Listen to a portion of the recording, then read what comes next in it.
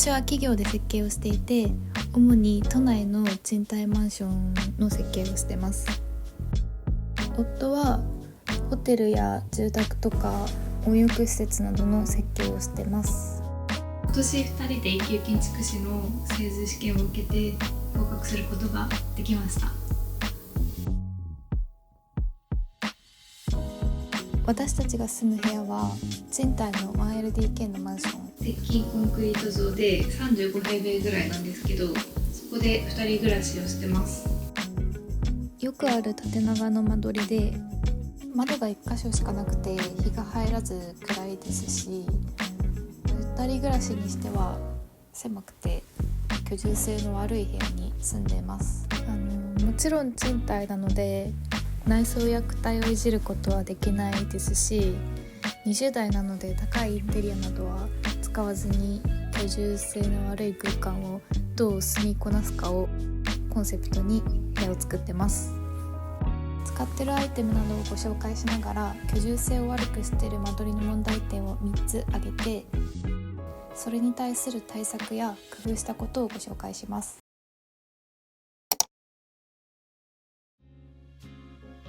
1LDK だけど窓、部屋、キッチンみたいな縦に部屋が連結している間取りです。閉めちゃうとさ、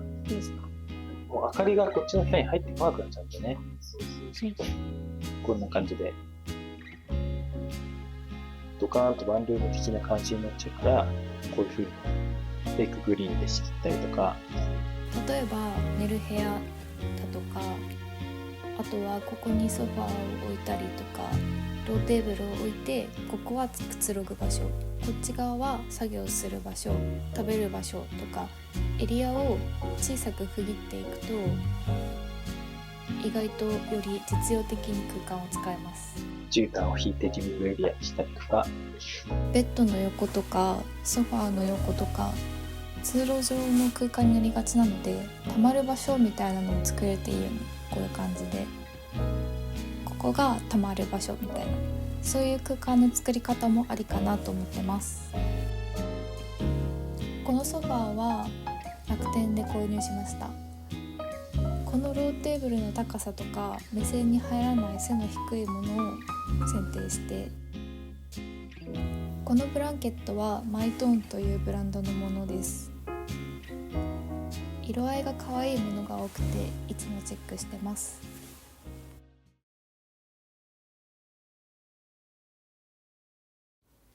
私たちはダブルベッドを使ってるんですけど、小さい部屋に対してベッドの面積が占める割合が大きいから、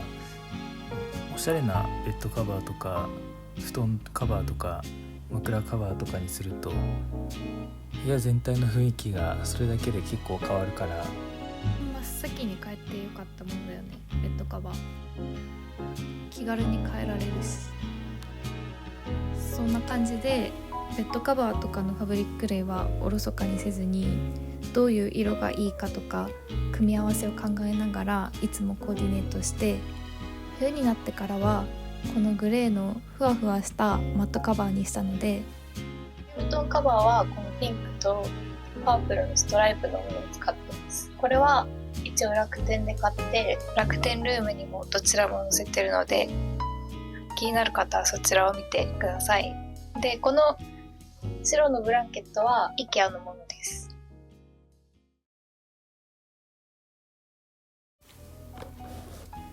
あともう一つ部屋を広く見せるコツとして、部屋の面積に対してだいぶ大きいサイズの姿見を置いています。正直これはチャレンジというか、30平米程度の部屋にこんなに大きい姿見を置くことなんてないと思うんですけど、置き方にも工夫をして窓に対して整体しておいてみました。ユニクロとかの店舗でもよく使われていたりするんですけど、鏡を置くことで部屋がより広く見えるというか、奥行きがあるように見えます。その効果も狙っておいてます。 1800×800 ぐらいの姿見です。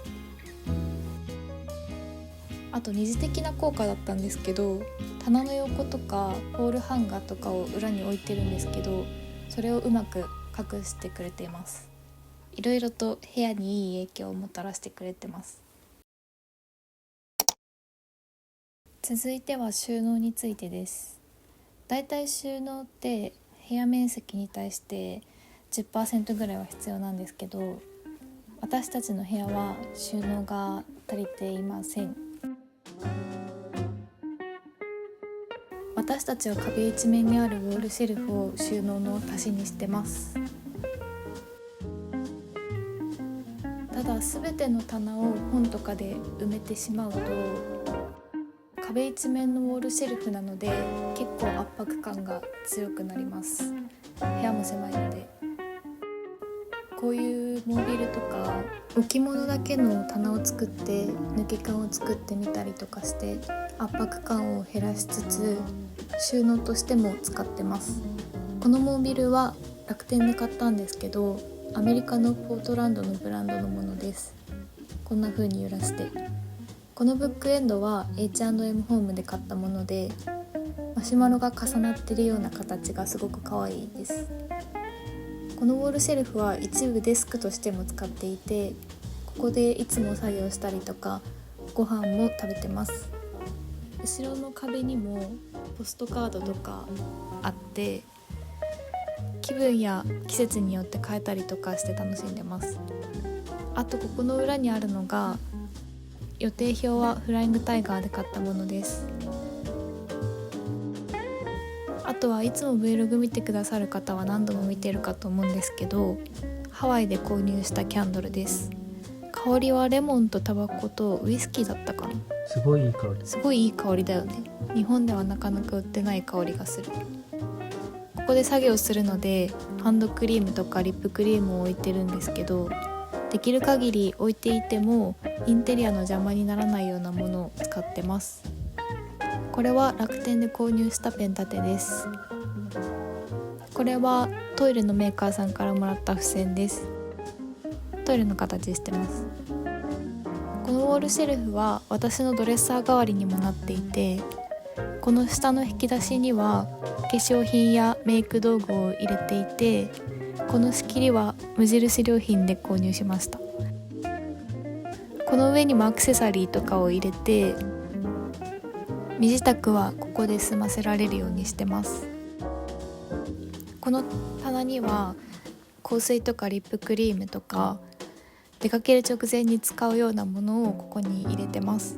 私の目線の高さにある棚には鏡を置いてます。この鏡も出しっぱなしになるので、飾り棚みたいに棚に収まるものを探してたんですけど、新婚旅行でロサンゼルスに行った時にアメリカのドンキみたいな感じかな、ターゲットっていうお店でこの鏡を購入しました。1000円ぐらいでした。この下にはフライングタイガーの鍋敷きを置いてます。飾り棚みたいですごく気に入っている棚です。ウォールシェルフはもう一つ役割があって、パントリーとしても使ってます。キッチンが本当に狭いので、キッチンの収納も少なくって、カトラリーをここにしまったりだとか、あとは食材のストックとかもここに入ってます。このラックは無印良品で購入したものです。こんな感じで豆乳を入れてます。この棚には果物とかお菓子とかそういった雑多なものをここに突っ込んでるんですけど、お菓子の包装紙とかすごくカラフルなので、これが見えるだけで雑多な感じが出てしまうので、マリメッコの布を楽天で買って100円ショップで購入した小さい突っ張り棒を使って吊るしました。こうすることによって一つの棚をアートパネルみたいな、そんな雰囲気になってすごく気に入ってます。あと3つ目の問題として部屋が暗いというのを挙げたんですけど、窓が1個しかないので、この窓にどうやってカーテンをつけるかっていうのが長年の問題だったんですけど、カーテンだと閉めるか開けるかの2択じゃないですか。それよりもブブラインドで光を調節できるようにしました。前の建物からの視線も遮りつつ光を入れることができるよね。そうなんだよね。オーダーメイドのブラインドで楽天で買いました。確か1万5,000円ぐらいだったと思います。ブラインドは木とかもあるんですけど、今回は白にしてより光を反射してくれる色を選びました。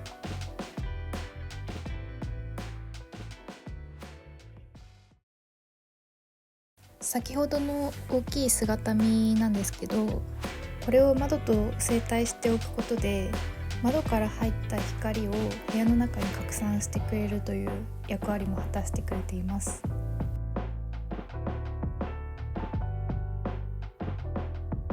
部屋が暗い問題を解決するために間接照明を積極的に置いてます。間接照明をたくさん置くことによってポイントで光の量を増やすことができますし、その光の下とかにグリーンがあるといい感じに影を落としてくれます。日が入らないのでうちはフェイクグリーンなんですけど、いい雰囲気の空間は光と影の配置が重要です。あと間接照明のいいところは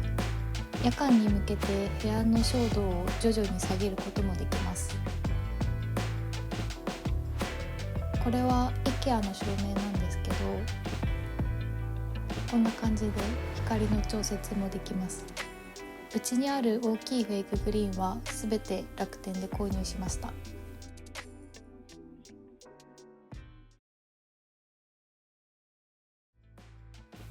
部屋が暗いのに壁一面にアクセントクロスが貼ってあって、しかもちょっとだけパターンの入ったグレーなんですよ。ただでさえ暗い部屋なのにって感じなんですけど、本当はこういう狭くて暗い部屋は壁、天井、幅木、床を全部真っ白にした方が部屋が広く見えていいんですけど、床をフロアタイル貼ってみたりとか一度やってみたんですけど、目地にゴミが入っちゃったりとか水をこぼした時に目地から床まで浸透してカビの原因になってしまったりとかも考えられるので、